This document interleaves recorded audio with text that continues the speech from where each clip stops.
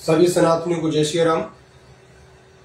बंधुओं, जैसा कि मैंने आपको अवगत कराया था, आगामी 27 जुलाई दिन रविवार समय दोपहर 3 बजे से सायं 7 बजे तक धर्म संसद का आह्वान किया गया है नोएडा सेक्टर 20 मराठघर के प्रांगण में।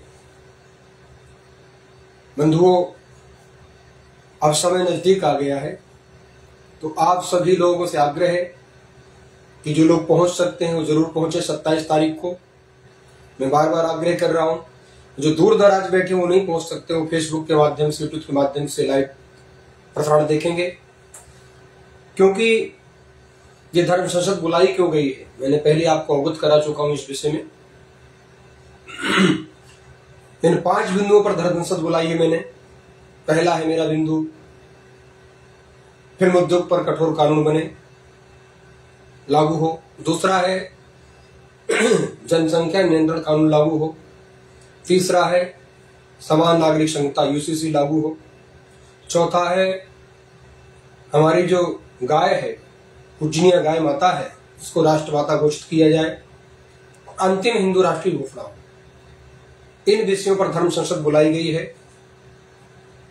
इस समय हम सभी को धर्म के प्रति जागरूक रहने की आवश्यकता है। हम सभी को संगठित होने की आवश्यकता है।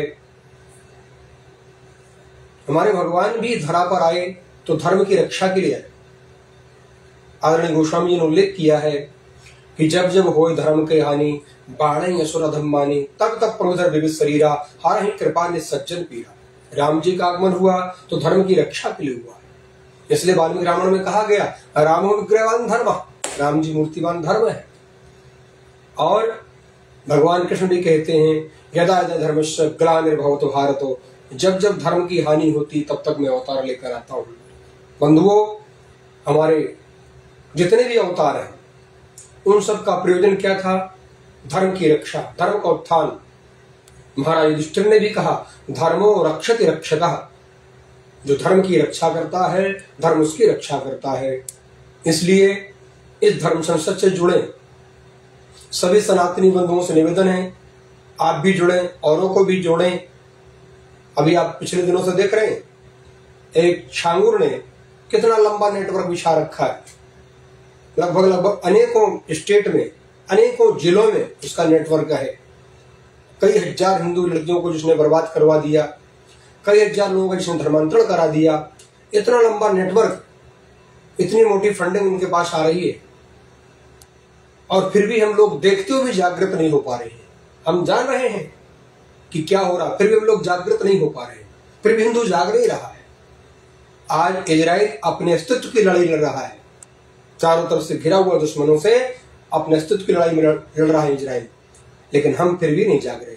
इसलिए बंधुओं, सारे सनातनियों से, सभी धर्माचार्यों से, सभी महापुरुषों से आग्रह है कि आप जागिए और संगठित हो जाइए।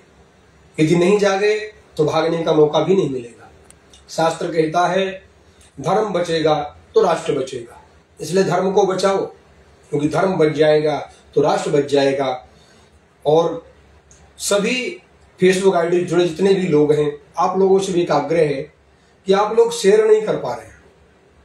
वैसे आप तो बड़ी बड़ी बातें करते हैं कि ये होना चाहिए हिंदुत्व के लिए, ये होना चाहिए हिंदुत्व के लिए, ऐसा नहीं हो रहा देश में, ऐसा। अब कोई करने को तैयार है तो आप लोग शेयर नहीं करना चाहते।